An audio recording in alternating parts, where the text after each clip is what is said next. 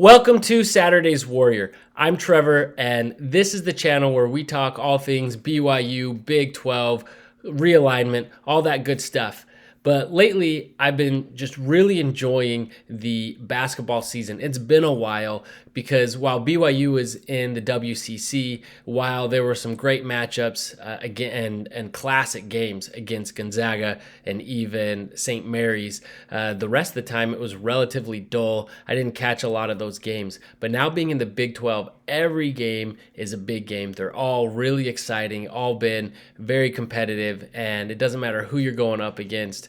You never know what will happen on any given night. So it has been a ton of fun. I've really enjoyed getting to know some of these other teams a little bit better and look forward to going throughout the rest of the season and getting into the conference tournament. And then hopefully BYU returns back to March Madness, the big dance. And so this got me thinking, we're about halfway through the season. What does the Big 12 tournament look like with 14 teams? How's it set up? How is the race jockeying to play out? BYU's been pretty squarely in the middle of the league for a lot of the year, kind of that maybe 9 to 6 range within the conference. Hopefully it gets a little bit better. We got a stretch here where BYU can make up some ground, but nonetheless.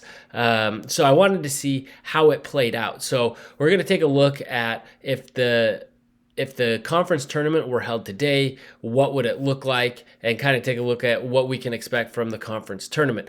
But before we do, and I almost forgot, please like this video and subscribe to the channel. It really helps us a lot. And if you like BYU, Big 12, all that good stuff, that's what we cover. And so we'll have plenty of coverage on all that and realignment and more. So please do like and subscribe.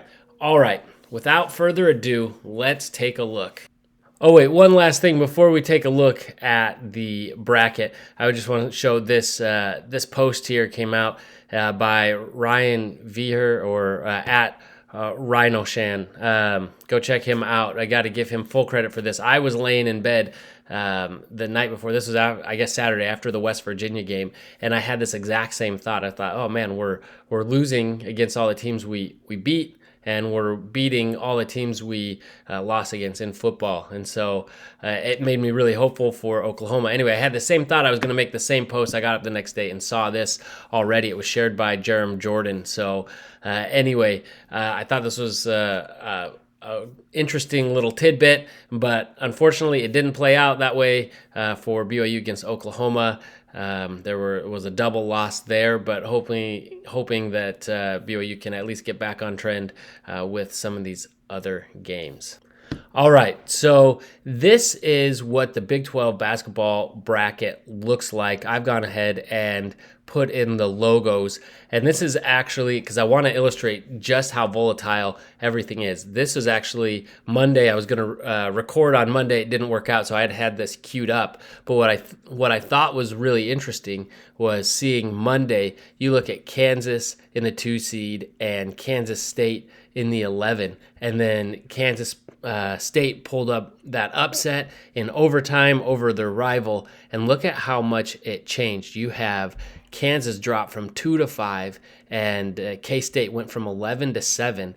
And what's weird is that because the way the tiebreaker rules work out is you take, if there's the group that's tied, you go through a series of tiebreakers, and I'm sure I'm getting this all wrong, but they then look at your record against the next tier. So if there's first place, and then if there's maybe 2 teams tied for second, your record against those teams, then you keep going down the line. So for whatever reason, how it shook out, excuse me, that even UCF, even though they didn't play on Monday, they moved up 3 spots to 9 just because K-State moved up, and it just changed the way all the tiebreakers shook out. So pretty wild stuff. So I guess what I want to highlight with this is that even though we're looking at what would the tournament be if it were today, It's going to change, and it's going to change a lot. There isn't and shouldn't be any jockeying for position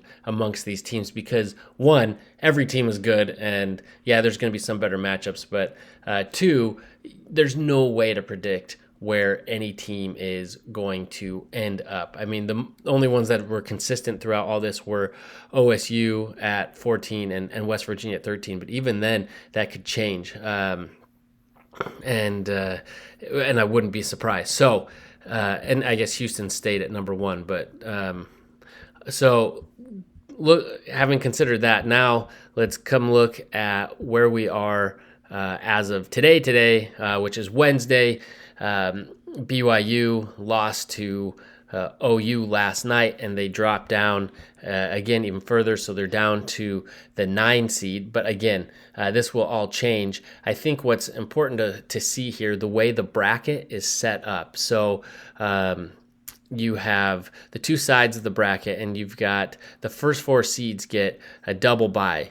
And so BYU or any of these teams in the middle, if they can make a push near the end to try to get one of these 4 seeds, any of them, that would obviously be ideal because that's one less game that you've got to win. And a lot of these games are probably closer to a 50-50 toss-up than anything. So you improve your odds of being able to win it all drastically if you're able to eliminate one of those games. I think that goes without saying. I'm not saying anything earth-shattering there. But it looks like a lot of these teams have consistently been kind of in the middle. Texas Tech has moved up, so they have a good shot. Perhaps OU, BYU, K-State, one of these teams, even TCU especially, has a chance to move up into these top 4. But something I was looking at that I thought was really interesting is that because the 3 seed gets the better of the matchups between 5 and 6, so you get the 6 seed. I guess the lower seed. It may not be a better matchup. So you got 4 or 5, but that means 5, even though it's a better seed than 6, ends up on the 1 seed side of the bracket. So a 5 seed, that's if you go from 4, I mean, I guess you'd be in the same, but in some ways, if you're going to drop down to that next tier, it's almost more beneficial theoretically to be a 6 seed to avoid playing number 1. Although, again, everything's going to mix up. I don't expect anyone to be jockeying. I think everyone's going to compete to the end and win as many games as possible, improve their odds of getting into March Madness, and just do their best in the tournament. Having said that, obviously you do not want to drop out of 10 because then you're down here with 11 through 14 where you're having to play 5 games instead of either 4 or 3, depending on your seed. So I do expect, I wouldn't be surprised if this top 4 changes. I think Texas Tech and TCU are in real good position to get one of those spots depending on what happens down the stretch. Although I think we can, assume Houston at 1 does seem likely, but certainly not given. I would certainly expect to see Baylor and Kansas in one of those top 4 seeds as well. And you saw just how quickly a team could jump. I mean, K-State I think they moved to 9, but then after, last night when other teams played, they were at 7, and then other teams played and they dropped back down to 8. So they're all over the place. So really, there's really no saying. There's going to be so much action that happens. And actually, BYU and K-State play this weekend, and so obviously, after another round of games through the conference, it's going to be all mixed up. All right, so that's our look at what if the Big 12 tournament were held today, how would it look? And it is crazy how drastically it's changed after even a night when just 2 teams play 1 game in conference, and then the next night it's going to move a ton, and it's a lot of fun to see. And just watch Big 12 basketball and just sit back and enjoy it, especially for BYU and the fans of the other new teams, new schools to the conference. Just really enjoy this because this is fantastic, a lot of fun. Please like this video and subscribe, and we will see you next time. Go Cougs!